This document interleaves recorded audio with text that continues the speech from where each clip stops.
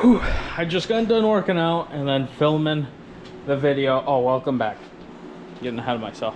But welcome back to the video. Just got done filming a training video for the upcoming racing season. Whew, like literally just got done with that and just kind of like a last burnout set for legs.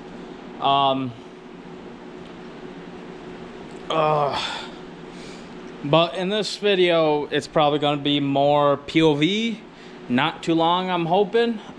Just kind of more or less checking out. This is probably going to be more of a itchy back, more of a two-parter, three-parter, maybe not even a parter, maybe just, I don't even know what was going there. But just kind of, we'll call it more of a series. For Sandblast Prep, there we go, in South Carolina in literally the first 2 days of March. That's the goal. Financially, we'll find out. It's something I want to do. It's kind of planned, but you know, nothing's paid for yet. Besides, I'm going to get the license tomorrow, and then start that process. Sandblast is under the NASA organization, and not ARA, so, you know, whoever is curious, doesn't know, or whatever. I'm not going to give quite an overview of the entirety of what's going to go on.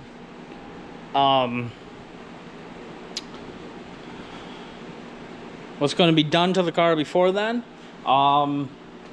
Just kind of at the beginning of videos is kind of going to be like, hey, this is what's going to happen. I might maybe in the next video give a quick must be done in kind of bullet points, and then, you know, go from there in the next video. Hopefully it's kind of the start of mocking things up and then kind of waiting on the springs to come. Because really I just got to change the whole suspension assembly is changing in the front. You know, strut, spring, knuckle is changing. Hopefully, we're about to find out if the knuckle is going to bolt up to the front bearing. If it does, we're golden, no problems. But it should, because the knuckles, quick thing, the knuckles are from a roughly a similar generation to the 2013 Dodge Dart I got for the rally car. It currently has Jeep Cherokee struts and rear dampers on it, from a 2015 that I made work.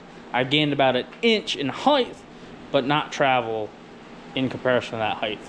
But with this new suspension, from what it's going to be is the front struts are going to change to Jeep Renegade 2015 generation type, and I'm going to get separate springs, not factory stock springs with it. It's going to be a nice off-road type,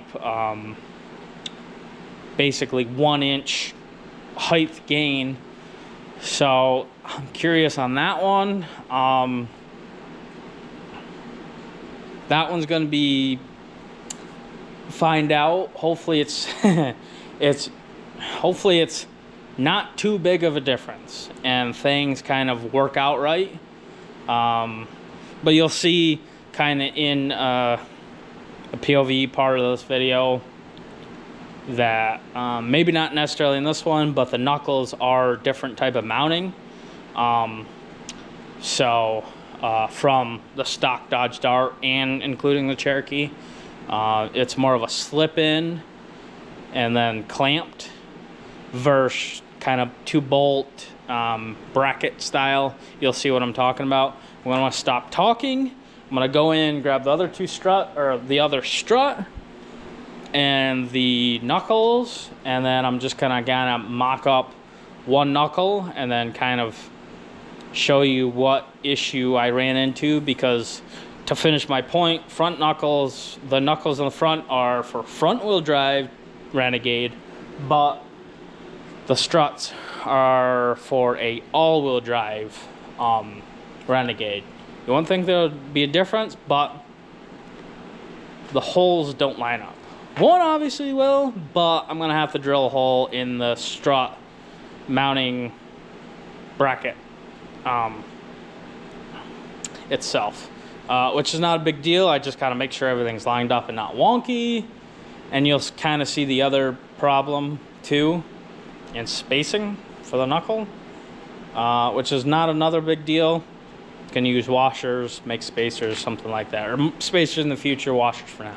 But I'm gonna shut the blank up, and here we go. Hopefully that fan over there is not being a royal whatever. But I guess one of the first things I'm curious about is, I can't remember, it looked more like a 12, but I'm gonna try 10s first, because I'm gonna have to find 12 millimeter, maybe not case, but the case like this, the 12 millimeter. Okay, why? But I don't know if that, but I'll get these whole. Somebody make a better box. Seriously, at work it drives me nuts when boxes break and then this. Okay, never mind. But all right, we're gonna find out. I think it's more of a 12. Yeah, more of a 12. Let's there, let's find that standard one. Those are small, and I think that's smaller metric. That's smaller metric. Let's see. Here's the bigger stuff. Is this metric? Yes. Okay. Here we go. Let's see what we got. I think I got 12. There's 12. Let's see if it's 14. Definitely not 14, but it's gonna be a 12. That works from a little loose, but I think that's okay. I'm gonna get one of the knuckles out. I think this is left. Oh, this one said left on it. Yep, it's front left. So driver's side. I can't remember. Let's see.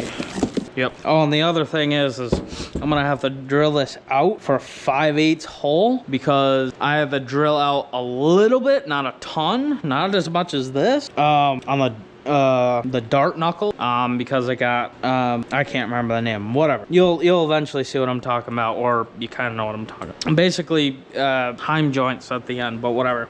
But, all right, let me grab the bearing. Yeah, let me go grab the bearing. Let me worry about that first. Excuse me. And hopefully I got the right size, but I also have 10 mils over here. I think this old bearing, is that a new bearing?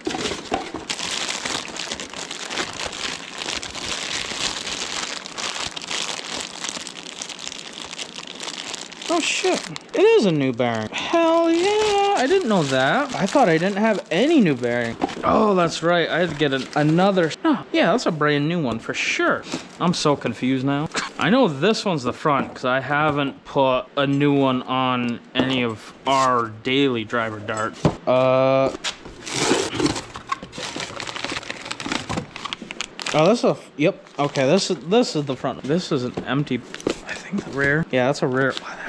Because the rear are the same both sides, as well as the front is both the same sides, because the bearing, or the ABS speed sensor is not in the bearing itself. Like sometimes they are, like as in like up here or something. Hopefully you saw that. On these, they're in the knuckle, which is kind of nice and faster. So I'm kind of, I think we're golden. But this is why I made sure, even if this was going to be off, it was the same style of bolting on, as you can see. Whoops, don't break that. As 2-bolt style instead of slip-on. So I just want to make sure. I'm going to figure out what these are. I think it's 10. Ooh, bigger. That's shocking and very interesting. It's really, oh, all right. Bigger, better, act. Oop. Wait, are they? 12, 5. Okay, just want to make sure the thread pitch was the same. Okay. This is going to be confirmation. These are, for the pair of them, these are steels, but usually factory OEM ones are aluminum casted. These are steel casted, which is kind of nuts. Oh, yo! Okay, that's what I was hoping. These aren't long enough. shocking. At least quick thread on all four to confirm the holes do appear to line up, which is really sweet. This will confirm, because this is 100% a dart barrel. So yeah, that was my biggest worry, besides the caliper mounting up. But I think, because, you know, just as a whatever guess, this will be fine too. It just, this one seems like it's far away, but also, you know, whatever. But that is awesome. That's what I was hoping for. And that, because honestly I can make some adapter plate so that works right there. But this goes right in. Yeah, I'm getting curious about something speed sensor, but honestly I care freaking less. Because hopefully it reads from the rear reasonable. So I soak this out, put it away, nothing else happens to it. I might honestly get another bearing, another front new bearing, and put it in, and have the ones in it as spares, because I haven't had a problem. But honestly I might ignore myself on that one, because they are fine currently. So I know they're fine, they're working, there's nothing wrong with them. And I don't know if there's gonna be a defect on those. I work at Napa, so it's not gonna be a big deal, but it's in a certain group and things don't work exactly the same. All right, so the next thing is, I'm kind of glad I want to wash. These are all 12. These should go through. Oh yeah, buddy. All right. Hey, oh my God, I keep negating myself. All right.